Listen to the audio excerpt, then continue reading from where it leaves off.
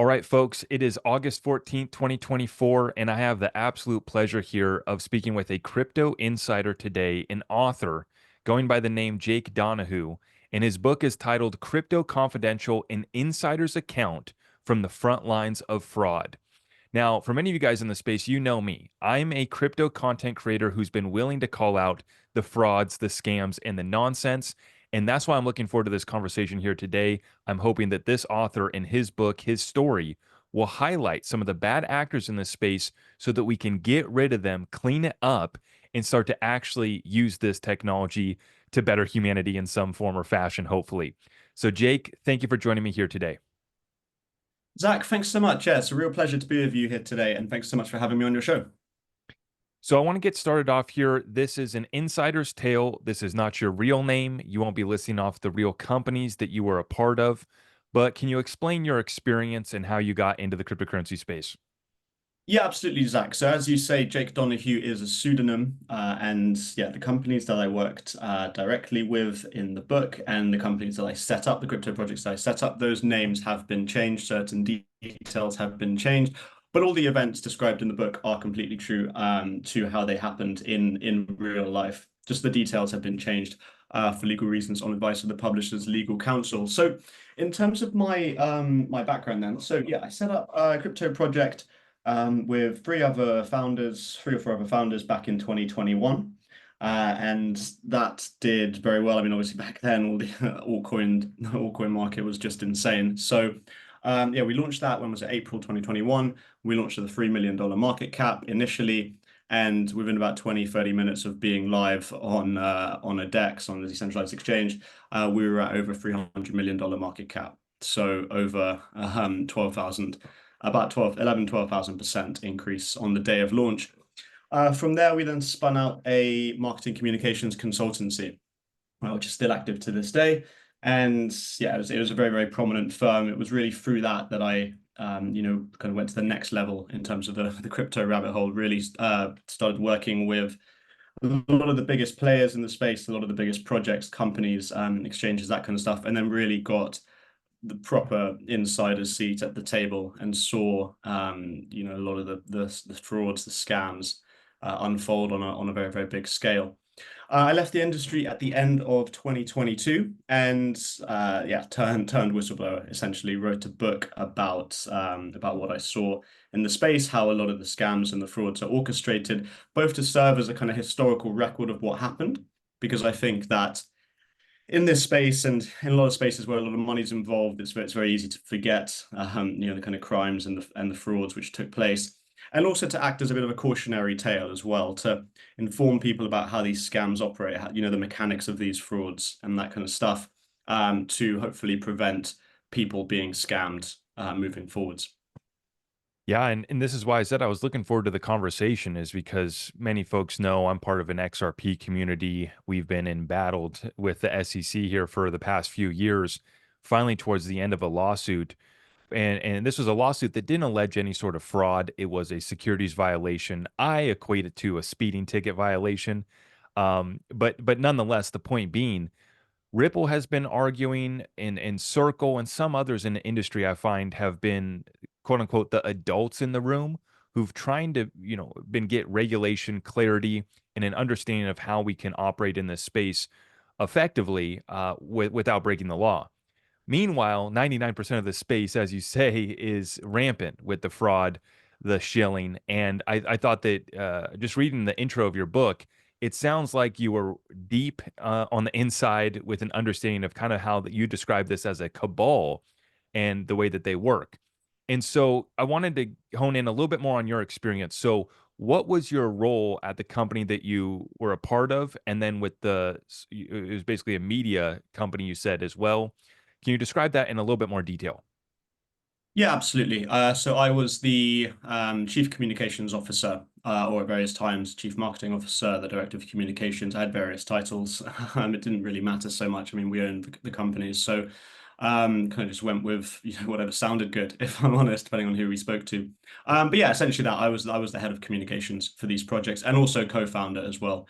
So my brief was mainly yeah, the media side of things, the marketing side of things, but because especially the marketing agency we set up because it was a startup and it was initially a small and dynamic team, I basically just kind of had to do had to do whatever, had to roll the sleeves up and get involved with whatever. I mean, sometimes I'd be doing payroll, sometimes I'd be doing invoicing, anything like that. But yeah, it was primarily media, marketing, communications, and then also go to market advisory. So we were advising projects on how to go to market. And then also we were occasionally acting as placement agents, so helping projects with their fundraising. But that to a lesser extent, that was just kind of favors.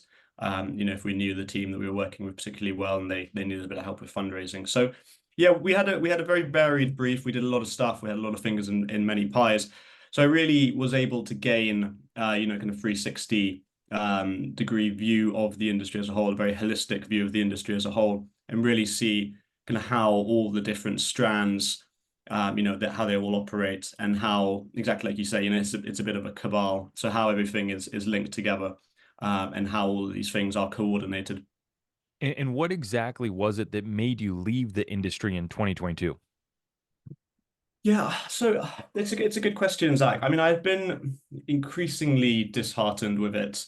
Initially it felt like we were, that we were doing something that we were building something, but the kind of the malpractice was there from the start, even with the crypto project that we set up, and the kind of close contacts we were working with at the beginning. As I got further into the industry, especially after set up this marketing consultancy and started working with bigger and bigger players, things escalated. The size of the fraud, the magnitude of the fraud, became a lot more severe.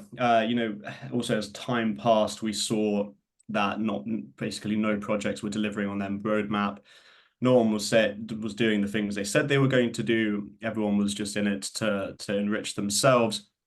And then, that all kind of came to a head with the collapse of Luna, and all the awful things that happened in the wake of that. It wasn't just people losing their life savings, it wasn't just people losing their money. People died from it. In the book I talk about a family from South Korea, a man from South Korea who seemed to have invested his entire life savings into this, and he drove his car into a lake with his family in it, and police searched his hard drive later and saw things like Terra Luna, like how can I recoup my money, and then like means of committing suicide, that kind of stuff. So it was very, very tragic. And then again, that all happened again with FTX. And yeah, by that point, I handed in my notice and walked away. And I obviously didn't want to just, I would feel bad just kind of leaving this this very, very fraudulent industry that I worked in without blowing the whistle, as it were. I couldn't in good conscience just walk away. I had to kind of get the message out there about how these things operate, about what exactly happened. There's even to this day, there's a lot of confusion around what happened with Terra Luna, with FTX, and a lot of those other high profile blowups. So yeah, wanted to get the message out and just inform as many people as possible and warn as many people as possible. Yeah, I read the beginning of your book. I have not read this thing the whole way through yet, and I definitely will. I'm waiting for that audio book to release, and I'm gonna power through it on the audio book. That's mostly how I read these days. But reading the opening, it was a pretty interesting story there. You're at some big crypto party, and this was during the FTX collapse, and everybody, started to see the red candle show up, started to hear kind of what was going on, kind of getting rumored, whispered around. And in true crypto bro fashion, everybody said, "Oh, this is just another dip. Oh, this is no problem. We're going to build back stronger than ever before," right? And this was a massive blemish on the entire space with FTX and, like you said, Luna. And I've been talking about this in my most recent updates about how we're still going through an unwind. And we saw just last week the Japan carry trade unwind, sent ripple effects through the markets, obviously. And I was talking about how we're still going through a global margin call in the Japan carry trade. That's just part of it. We're not going to get into that here. But what I was saying is, into the crypto space, we started this unwind in 2022. And it was at the end of this cycle of DeFi, of NFTs, of metaverse, of gaming. Of course, now we've been hyped up over AI in the last year. And so I want to get into, your thoughts on kind of what has changed, what hasn't changed here shortly. But I wanted to take a moment here to just read off the final part of your book here, the afterword, which is called "The Grifter's Groundhog Day," and this speaks kind of on your reasoning on why you're putting out this book. I'm just going to read part of it. You say, and yet, as much as I may want to forget, to stay silent and move on, I wholeheartedly believe that doing so would be inexcusably selfish. So many others I've encountered over the years have forgotten or pretend they have. They've forgotten about the project that they set up that failed and that they abandoned, leaving their investors holding the bag. They've forgotten that the founder they just invested in ran an ICO pump and dump in the last market cycle. They've forgotten that their favorite anonymous influencer promoted a project that rug pulled and made millions off of it. And I love that one, right? As an influencer, as somebody who has never shilled a token or a project ever, and I've built my reputation on that, building trust with my audience. I love that you mentioned that because we've seen it time and time again, and folks wonder why, these anonymous accounts coming through. But continuing on, sometimes events necessitate being remembered, and sometimes whistles demand to be blown. Because while the world is rightly wary of the industry at this present moment, memories can be alarmingly fickle when a lot of money is in view. Well said. I don't know what's going to happen to the crypto industry. There's every possibility that it will rise from the ashes. The halving is due. And I want to skip on down here. And you say, uh, I can only hope that if that is the case, this record serves as a reminder of what the cabal of insiders who run the industry did with the unfettered license they were given, with the blank checks they were written, the blank slates on which regulations should have been carved, and the blank stares of journalists and media figures who took their 30 pieces of silver and spoke the words they were told to. Now, that's just part of it. And like I said, I am looking forward to listening to this whole book through. But I thought that that kind of sets the tone on why you put out this book and are blowing the whistle. And I want to say thank you. Many people in the space don't want to talk about this. They don't want to call out other shills. They don't want to call out the scams and the fraud, right? Because most of the space is engaged in their own version of the fraud, right? And what I think we have to do as an industry to move forward is to call these actors out. And so I'm looking forward to your story being shared. I was going to ask you, is there any plans to do any sort of documentary film or anything like that in the works? Well, Zach, first of all, thanks so much. Yeah, I think that was really great, and also I think it's very, very astute and very appropriate of you to have selected that extract to read out. It really is one of my favorite sections of the book. It's the very last, it's the very last section. It's the afterword. It's also the section that Paul Romer, the 2018 Nobel Prize winner in economics, chose to highlight in his endorsement of the book. He was kind enough to write an endorsement. Really great guy. He's done a lot of work himself, spreading awareness around, around some of the traps and the pitfalls of crypto, and he selected that section as well. Um, so thanks a lot for that, and yeah, very well read. Um, I was going to say, if you need and somebody to read off the audiobook version, I am for hire. So, I was going to say, yeah, you've got the right voice for it. Um, yeah, so what film and yeah, documentary. We'll have to see. We'll have to see. That's definitely something that I would, very much like to happen. I think, the first thing is to get the book out there and yeah, try and make sure it's as widely read as possible. And then we'll see. I have a really good literary agent representing the book, and he has good contacts in the film and TV industry. So yeah, I mean, I definitely would like to see that. That I'd like to see that happen. That's pretty much the best way to get it out to a broad audience, and that's what I'm really looking to achieve here. yeah. Just to get the story in front of as many people as possible, so that as many people as possible are aware of these issues, of these things. So I will put a link in the description down below for folks to be able to find your book and pre-order it. It is set to be released in print and ebook on the 22nd, which is next Thursday. And then shortly thereafter, you're gonna get the audiobook out as well. We'll be looking forward to that. So this book is set to be released next week. I wanted to ask you what has changed since you've left the industry in 2022 up until now. I'm going to comment real quick. To me, it's just been a different hype cycle driven by AI. And there's a few other narratives that are being spread too. That's what I'm noticing. What are you seeing out there in our space right now? Yeah, it's a great question. I think that one of the biggest challenges in writing the book, and something that I was very pleased with the outcome. By the end of it, was trying to capture the mood at the time in the previous cycle.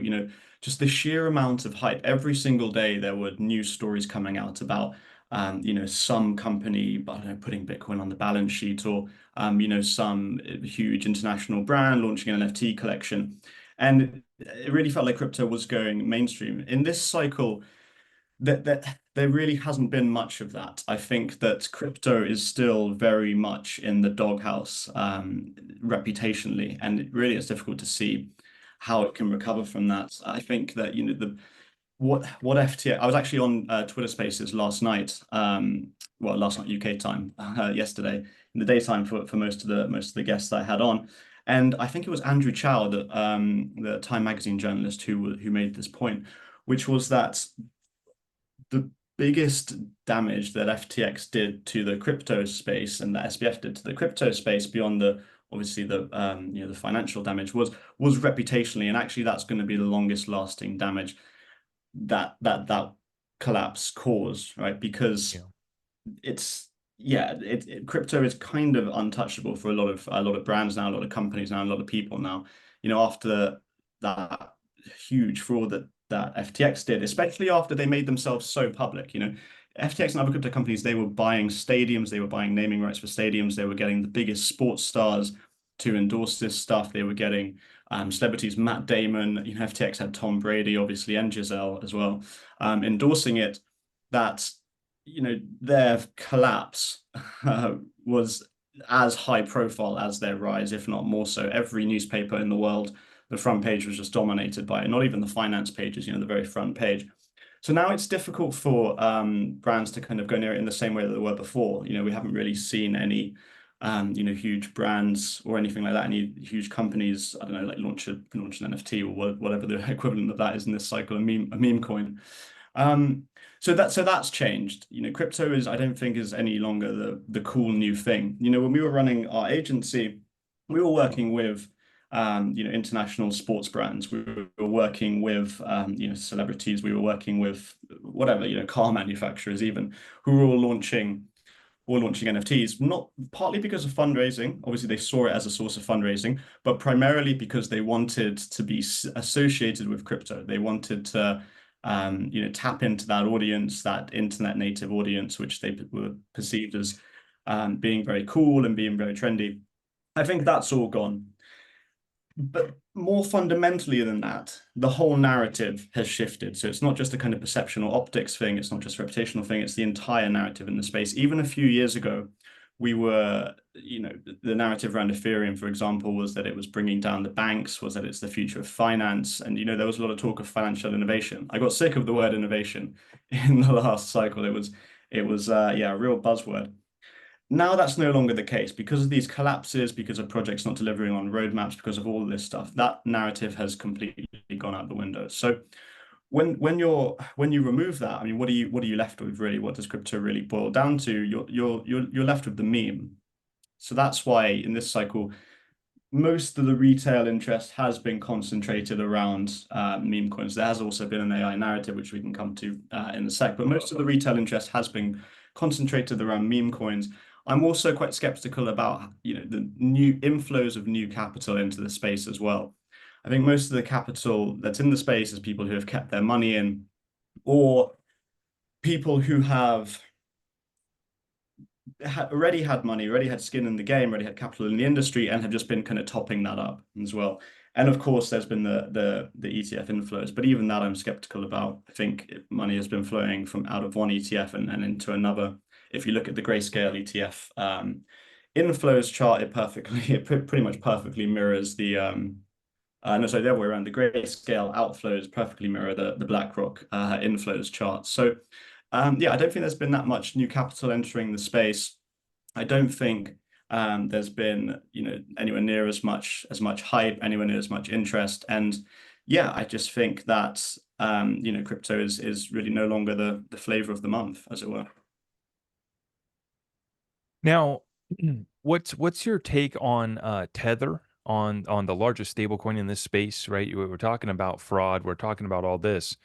Well, this stablecoin in this project, Bitfinex, they were deemed to be a fraudulent and deceptive scheme by the New York Attorney General. This is something that we've been highlighting in our community, saying, hey, this is a concern. If Tether has their reserves, if they're legit, then that's great. That's fantastic. And we hope that they are, because they do about over, 50, 60% of all the trading in the entire cryptocurrency space is done with a Tether pairing. So this has been a systemic problem that we've been concerned about. I'm interested to hear your thoughts on Tether, their reserves. Are they there or not? And your thoughts on the stablecoin conversation. Yeah, I mean, if Tether's reserves were there, why have they never published an audit, a full audit? Why have they only published these attestation reports, which really aren't worth the paper that they're written on? These attestation reports that Tether commissions, they simply state that on a given day, on a given time, Tether has X amount of assets on paper. Now, that doesn't show whether those assets were there before the attestation or whether they flew out of Tether's, paper accounts 5 minutes after the attestation inspection was done. Like you said, they were yeah found to be fraudulent by the New York Attorney General Office. There's also a very, very big investigation into them at the moment, being done jointly by the US and UK authorities because of their role in sanctions evasions. So yeah, Tether is suspected, and it's looking very much like yeah, Tether is playing a role in sanctions evasions with Russia on a very prodigious scale. I mean, for a lot of people, Tether is very much the dark heart of the crypto industry. A lot of people suspect that it's Tether and the incessant and unbacked minting of Tether, which is keeping the price of Bitcoin afloat. To the point where those large Twitter accounts which watch the Tether treasury and flag whenever new Tethers are minted, that in itself in the past at least has been said to have moved the entire market. So even if these Tethers aren't actually backing up the price of Bitcoin, which they may very well be, then there's enough belief in it and there's enough suspicion of all the illicit activity that Tether is involved in to actually for that narrative to become a self-fulfilling prophecy. But yeah, I think there's just so many red flags of Tether. I mean, we could do a whole episode just on them if you look at their origins. Why was why did Tether initially deny having any relation to Bitfinex or to the they denied having any relation to one another. They denied being associated with the parent company, iFinex. If you look at Tether's founders, apologies, that's a whole other story in itself. They're incredibly shady characters who have done a lot of shady stuff in the past. So I go into that in the book, but a lot of very good writers, a lot of very good investigative journalists have looked into this. Zeki Folk looked into it in a lot of detail in his book Number Go Up, his great book. Same with yeah, Jacob Silverman as well. So yeah, I am very, very wary of Tether, and it just looks like it doesn't look good in the slightest. And I'm very sympathetic towards the people who say that they are the primary bad actor in the crypto industry. Yeah. I mean, it's what we've been saying. It's right. If you have it, show us. They're not willing to show anything besides these attestations put forward by accounting firms out of the Cayman Islands and whatnot. It's not legit. It's not the way to do it. Oh, so just on that point, the accounting firm that the auditors they use, BDO Italia, that they are very legit. BDO is a huge auditing firm.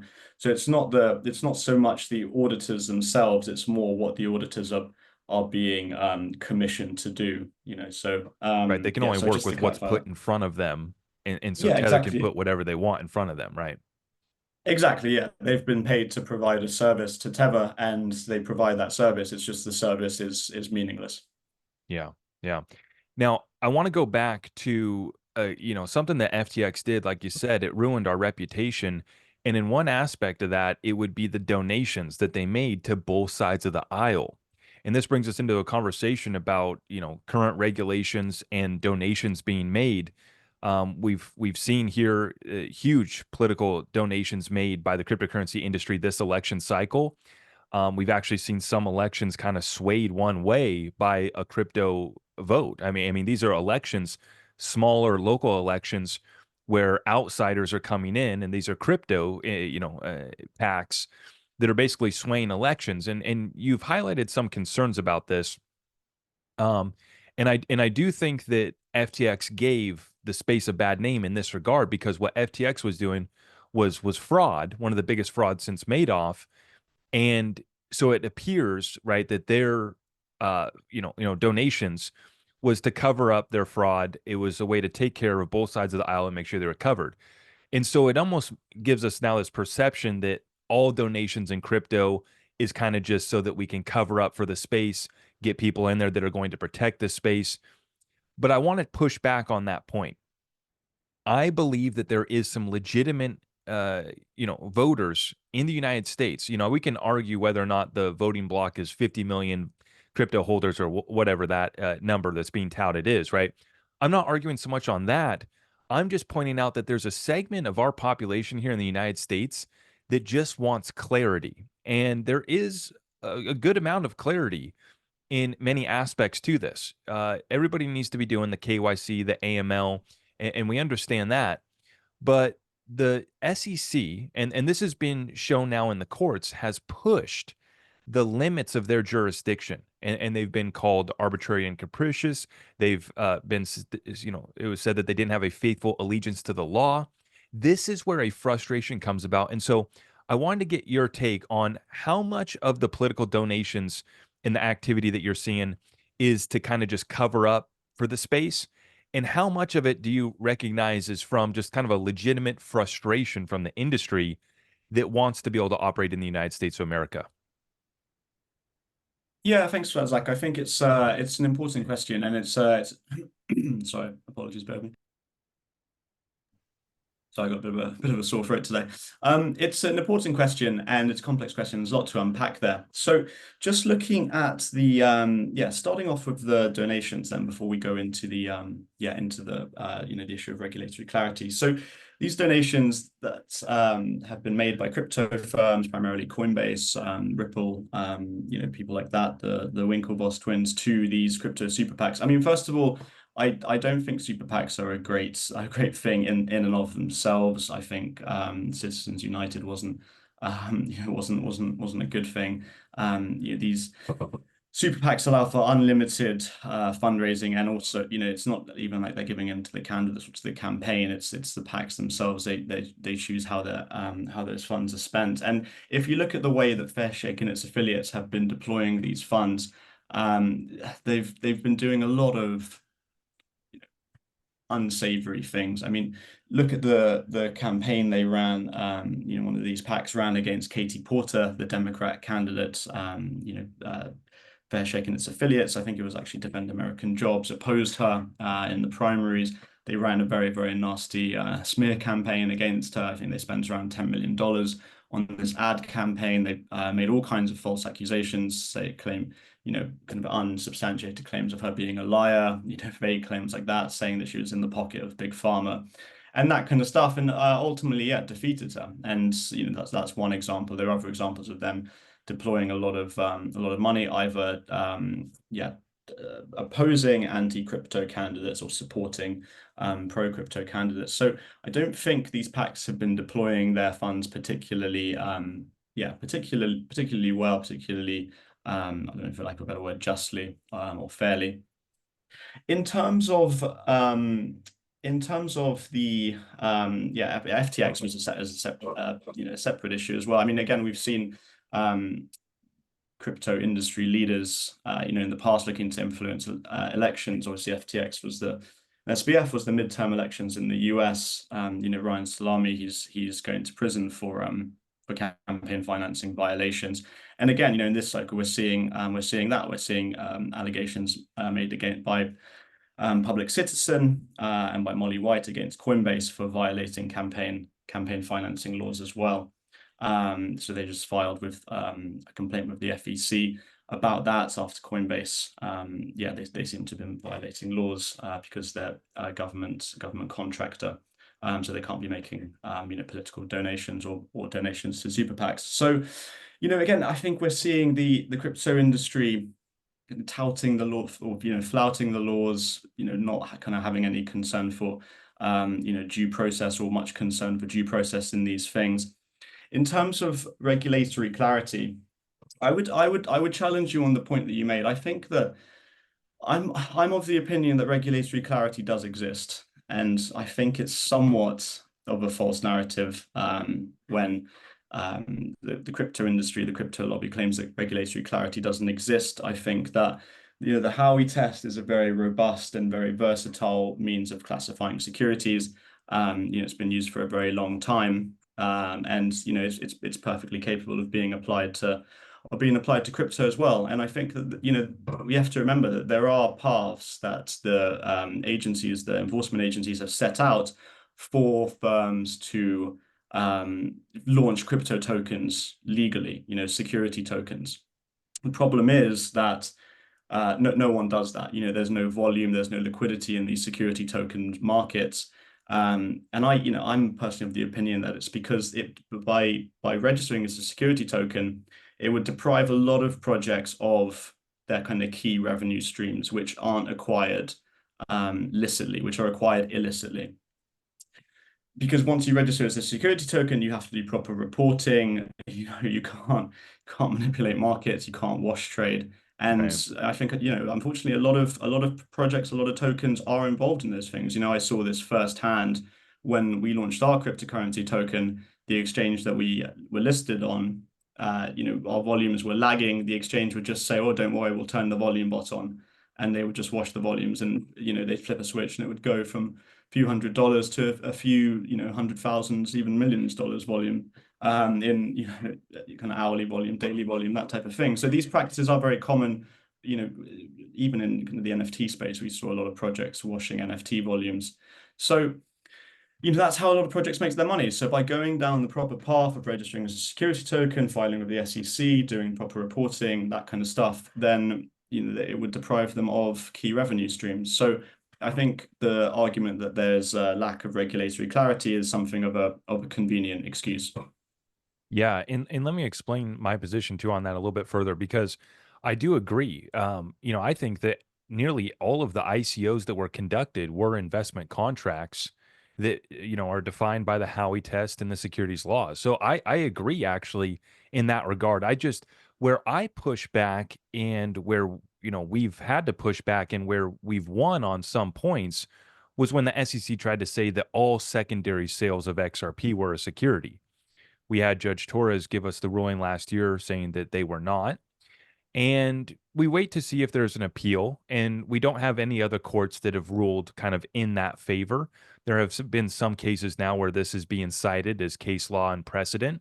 But I would agree. And this has kind of been my problem and many in our community's frustration is that Ripple didn't do an ICO, right? They have been selling and they did sell to institutions, and some of those sales to institutions were ruled to be an investment contract. They're paying their fine, and now they get to go about their business, and that's fine. I think that that's fair.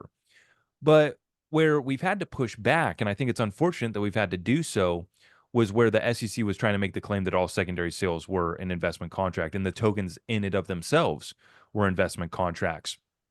I think that there's an argument to be made when you look at some of the projects that are validated through proof of stake, where you start to get into an inherent investment contract just within the protocol level. But I do agree with you that there is great clarity around the securities laws. The securities laws have been established for decades, and the ICOs and all of them blatantly violated those laws. And so some of my pushback, I think, comes from where there's been clear violations. It's almost as if there's been a lack of enforcement. And I wish now I want your take on this. Do you think that the SEC has failed at going after some of these frauds? I mean, they have plenty of they have a Yeah. record of projects that they have gone after, but do you think that we should be trying to hold the SEC accountable for being late to stopping some of these, and or that they should be more tough on some of these frauds? Your take.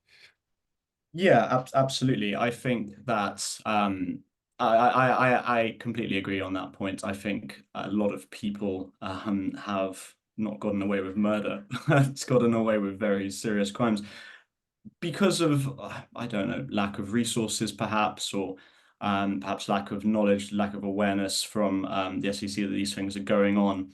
The problem with dealing with very emergent, very kind of new technologies like cryptocurrency, like blockchain, is that it takes a while for regulators to get up to speed. So I think in some cases the SEC has been slow off the mark, but you never know. I mean, people now, people in the past, I don't know, weeks, months, and right up to the present day have been and are being charged, are being investigated for things that they did years ago. So and also that's also why I think things are a lot slower, why there's a lot less noise, a lot less hype kind of this time round, because the SEC and other enforcement agencies, in the US and around the world are chasing things up that happened back then. And I think a lot of people are worried about getting a knock at the door. So obviously there is still a lot of shilling and that kind of stuff going on. There's still a lot of malpractice going on, but I think less than there was last time. I think a lot of people have left, left the space, especially a lot of the high profile people, the celebrities, that kind of stuff. Especially after the SEC, took action against like the likes of Kim Kardashian and that kind of stuff. So yeah, I think to answer your question, then, yeah, I think the SEC has been slow off the mark, but there's every possibility that they do hold a lot more people to account, even people who were active, years and years ago. And that's something I very much hope that happens. Yeah. Yeah, I was going to say the statute of limitations hasn't expired on many of these ICOs. Now, I wanted to ask you directly about Ethereum. I mean, you made some comments too about how you got tired of hearing innovation and how that was going to be the new financial system. I've been critical of Ethereum. I called out that the ETH 2.0 rollout was going to be one of the biggest flops in cryptocurrency history, and I think that it has been. It was proven to be. Fees still remained high. It almost became more centralized.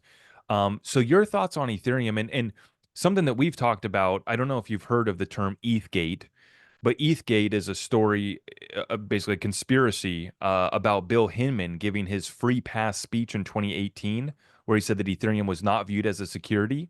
And this basically Yeah. gave the green light for Ethereum and then a token factory that was created on top of that protocol. Tens of thousands of projects have been launched on it. So I want your take on the current status of Ethereum, and then do you know anything about ETHgate? Have you heard anything about that?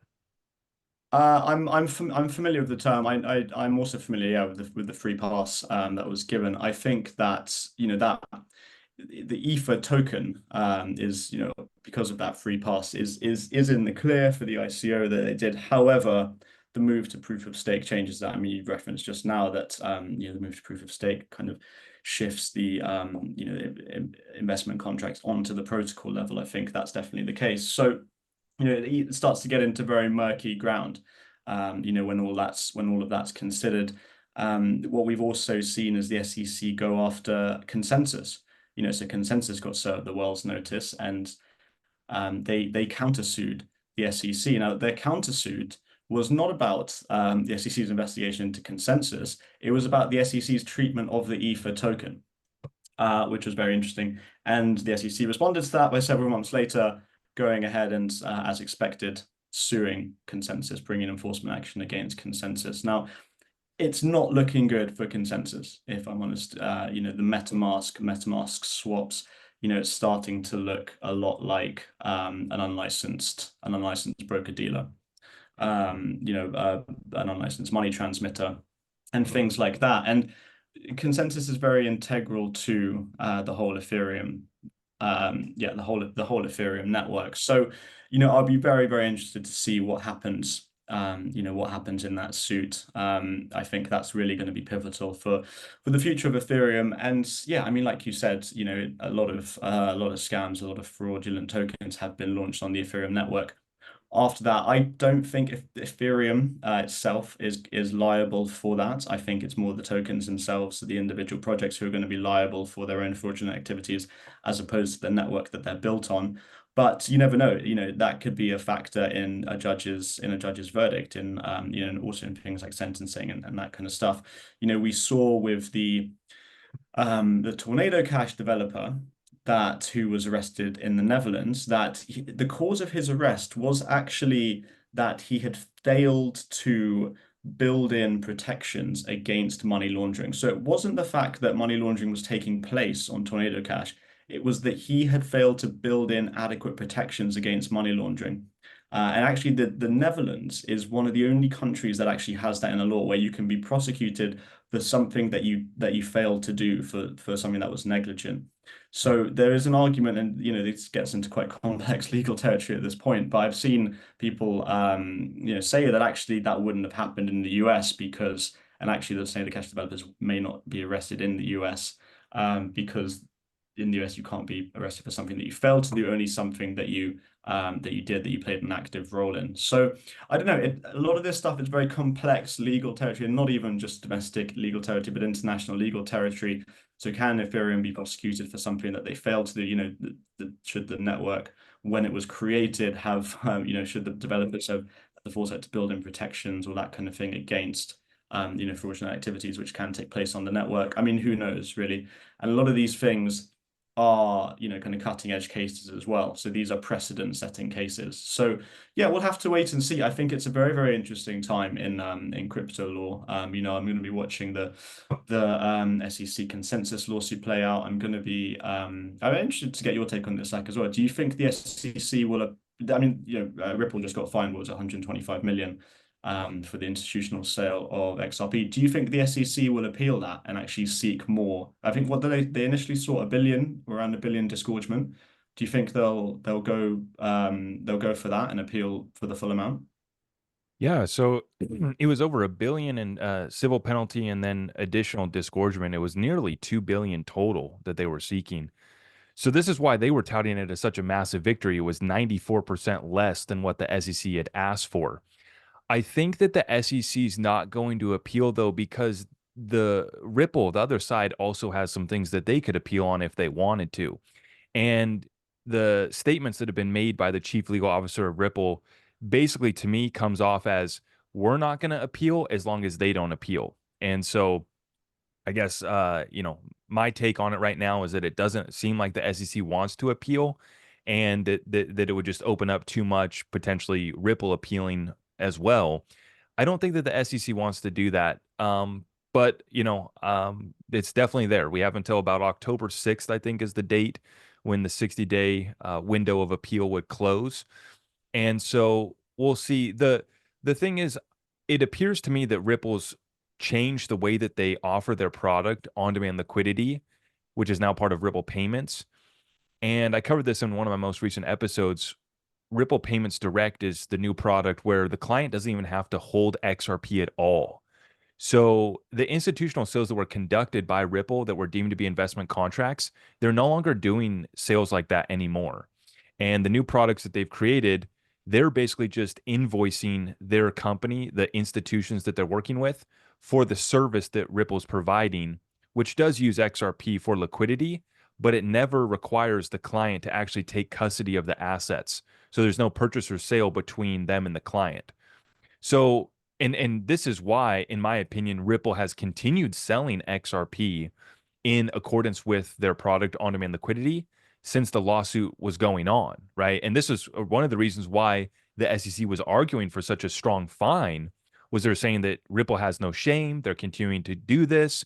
And even in the judge's ruling on the fine, she said that Ripple is, kind of bordering the line. They could be crossing the line, but basically stated that these sales are not in front of me. What's in front of me, I'm going to rule on. And of the 1,700 contracts that were cited by the expert in the case, 1,200 of them were found to be investment contracts. So not all of them, but most. But in my opinion, Ripple only continued selling XRP after this lawsuit went on, because they've restructured those contracts, they've restructured those deals, and now their new products, the client doesn't even have to hold XRP or buy XRP from them. So the injunction that was placed on them is going to limit how Ripple can sell to institutions, but it basically is a broad generalized statement just saying, don't violate Section 5 of the securities laws again. The way that Ripple's conducting business now, I think, is in the clear. But once again, the SEC could come after them for that as well, too. We'll see. But it looks like for now, Ripple has an understanding of how they can move forward with their business. And so it looks like they don't want to appeal unless the SEC wants to keep this case going on, in which case they would kind of checkmate them. What are your thoughts on that case, though? Yeah, Zach, I think it's really interesting. Yes, it's a really interesting case. It's a complex case. It's been going on for a very, very long time. And yeah, I mean, I'll be definitely keeping a close eye on it. I saw your video, was it earlier today as well? I think I saw it about the possible XRP ETF as well, and whether this the conclusion of this lawsuit kind of paves the way to that. This is something that I'm very, very interested in. Yeah. These ETFs that are launched, and also the clamor within the crypto community for more ETFs. Now, from my perspective, the reason behind that is quite simple and it's quite obvious. ETF opens up crypto investing to a mass audience. It gets a lot of inflows, and the people who are attributing Bitcoin, reaching its new all-time high whenever that was a few weeks ago, to this to these ETF approvals and that kind of stuff. I think this whole thing is very, very interesting because, from my perspective, it seems to be contrary to some of the most basic and fundamental and kind of founding principles and narrative that blockchain was supposedly started around, which was getting rid of intermediaries, checking the power of the state, all of that kind of stuff, removing financial institutions and kind of nullifying financial institutions and just peer-to-peer payments and transactions. And now all of a sudden everyone wants two things. Everyone wants favorable legislation. People want Trump to come to their conferences. They want politicians to talk about crypto. Crypto Twitter the other day with the Trump Musk space. Everyone was clamoring for them to discuss crypto. So they want that. They want they want a presence in DC of all places, and they want they want traditional institutions to buy these assets, or to create ETPs, exchange traded products, around which feature these assets. So I think there's a lot of irony there. I think that it's contrary to a lot of the founding principles. These principles, again, which were even until a few years ago, these were really the kind of main drivers towards people entering the space. People love this idea of being the future of finance, the new frontier of finance, restoring equity and kind of power to the people, all that kind of stuff. And now it's now it just seems to be please Gensler pump our bags, or please former president come and speak at our conference. So I think that's really interesting, and what I think that shows above all else is the industry really kind of showing its hand. And Yeah. really, it was never so much about financial, innovation, or building a new financial system, and it was primarily about, I want the number to go up. Yeah. There's Well, that classic meme of that guy in the kind of all gold, the Bitcoin logos around him. He's like, "Oh, I'm in it for the tech." yeah. I Right. think that was something I saw a lot, and I think that this is a manifestation and a demonstration of that. Well, and it's a great point. And I would say, in the defense of the XRP community, at least, I don't think that there's really any hypocrisy from us, just because we were called the banker's coin from the beginning. And so we're one of the few projects in the space that has been trying to actually help and enable the banking industry and haven't shied away from that. While that was viewed as a negative thing and it was all about down with the banks, Ripple's been working with the banks and the institutions, and so I think that, at least in our space, we can be honest with ourselves that, yeah, we are and we have been hoping that these institutions come in and use this technology because it actually solves real problems for them. And I think that, where we are in agreement on this issue is that there's few and far between use cases and companies that are actually filling the needs of these institutions and of a new financial system that will actually be more inclusive, and whatever other buzzwords you want to throw in there to make us feel warm and fuzzy inside. But the broader majority of the space, and the CEO of Ripple, Brad Garlinghouse, has said that 99% of crypto is going to go away. So this is kind of where we've been over here, in alignment with kind of what you're saying, calling out this space. And what will be their downfall? Will it be regulations? Is it going to be Operation Choke Point 2.0? Or will it just be these projects kind of being exposed for not having, what they say that they set out to do as far as any sort of utility, any sort of tech, any sort of problem solve? But in conclusion, Jake, I want to get your take kind of on what you see for this cryptocurrency space going forward. Um, you know, where do you think this bull run's going to take us? Is the bull run over? You've mentioned how this cycle is a little bit different. What do you kind of see for the immediate future of this space? And then I also wanted to ask you directly: are you invested in this space at all? Would you be comfortable answering that question? Yeah, sure thing, Zach. So, yeah, starting with your first question there, I think that or if you look back through the kind of history of crypto or previous cycles, they've always kind of ended in in disaster, haven't they? They've ended with some kind of big implosion. Obviously, back in 2022, that was FTX. Previously to that, in the ICO phase, it was a lot of very severe enforcement action being taken against those ICOs, those very, very big ICOs that were taking place, EOS, Ton, all of that kind of stuff. And then of course there was Mount Gox as well. This time does feel different. And initially I thought that maybe that would be the case again here, and maybe it would be, I don't know, Tether collapsing or Binance collapsing or something like that, taking that in space. What I think is gonna end this cycle is just crypto becoming boring. I think what's the biggest threat to crypto is the 58 to 62K range for Bitcoin. I think if it continues to move sideways, a lot of people are going to lose interest. I think people love volatility, and whether that's up or down, obviously they prefer it if it's up, but you people want volatility either way. One, because the It's traders, the they make 50 to 60 cent range for XRP that's killing our community. We're tired right. of this range. Right. Yeah, exactly. Every token's got its range.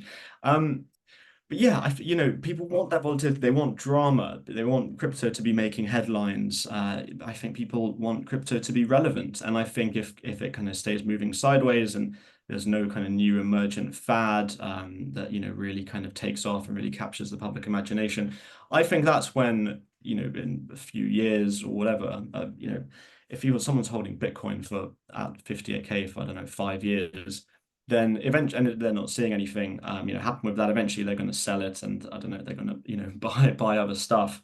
So I probably think that's what's going to happen. It's going to become very boring. A lot of people who have been holding crypto and who have forgotten about it are just going to remember about it, see the Bitcoin's still at where it was whenever they last checked, and then cash out. And kind of in a sense, I want crypto to become boring. I want crypto to be to be regulated. I want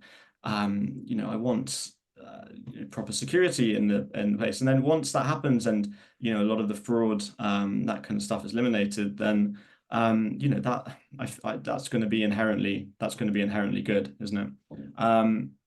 So yeah, in terms of whether I'm still holding any crypto, no, absolutely not. No, I've completely cashed out. I'm out the game, and have been for a very long time. Yeah. Wow. Well, I want to say thank you for coming on here. I did want to say too that the endorsements that you got for that book are very impressive. The list of people that endorsed your book at the very beginning, I was reading through those, and a lot of folks that have written about the great financial crisis and some of the other issues within our financial system, other scandals. And so I'm looking forward to listening to your whole book through. And maybe we'll get you back on here sometime down the road, and we can kind of see what's happened with this, how all of this is played out. I think that, like you said here, there's good things coming for this space once we can get the bad actors out. Um, but in the meantime, there's still a lot of cleanup to do. And I don't know how I'm going to be able to, make some dramatic clickbait and make this an exciting deal with you saying that the space is going to get boring, Jake. You're making it hard for me to clickbait it and hype it up here. But that's something that I've always been trying to do here is to cut through the noise, cut through the hype. I've built my platform without shilling any projects or any tokens ever. I wear it on my sleeve, which, cryptos I feel strong about. And there's only a couple, literally. So I don't play nice with this space. This space, it is what it is. A lot of folks are here to make their money. They don't care about all this altruistic things of changing the world. And we have to call out the bad actors that are definitely not making any progress, but they're actually pushing us back and they're holding back the rest of the space that is trying to bring real business, real utility, and solve real problems. And so, Jake, I want to say thank you for coming on the show here today. We're going to put the links down below in the description of this video for where folks can find you on your X account. Do you have a website as well, too, we can put down there?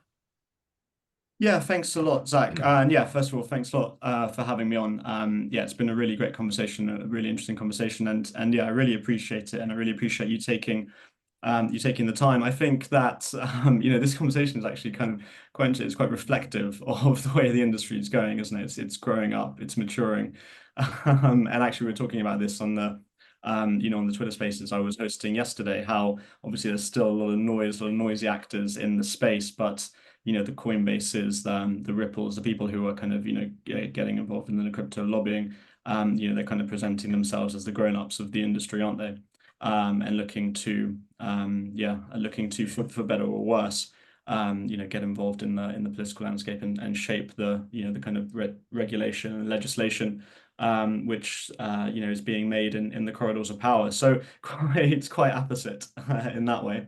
And yeah, in terms of the website, you can link to my publisher's website, so the History Press, where all the links for the book is there and descriptions of the book and some of those endorsements that you mentioned. They're all listed there. So I'll share that with you. And yeah, you can use that. All right, Jake, it's been my pleasure, folks. It's Crypto Confidential, an insider's account from the front lines of fraud. It's coming out next week, Thursday, August 22nd. I'll be reading it or at least listening to it. I'm not going to lie here and say that I'm going to read it. I'm going to be waiting for that audiobook, Jake, and then I will be reading or listening through it. But it's been an absolute pleasure. I'm looking forward to connecting with you again down the road. Looking forward to letting you know my thoughts on the book. And for everyone, the links will be linked up down below.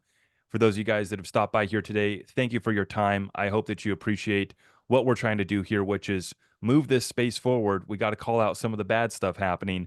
We got to clean it up, and then we can start to actually build something that's worth building. So for all of you guys that enjoyed this session, please make sure that you like this video. If you could help me out by sharing it out far and wide. And if you're new here, please make sure you guys subscribe, hit that notification bell, and all of my community resources can be found at zachrector.com. Thank you so much, Jake, for joining us today. Look forward to speaking again soon. Zach, thanks so much. Thanks again. Cheers. Thank you, everyone. We'll see you. I am your host, Zach Rector. I really appreciate all of the love and support. If you want to support the channel, just remember that you can start by smashing that thumbs up for me, sharing this content far and wide, and everything else is at my website.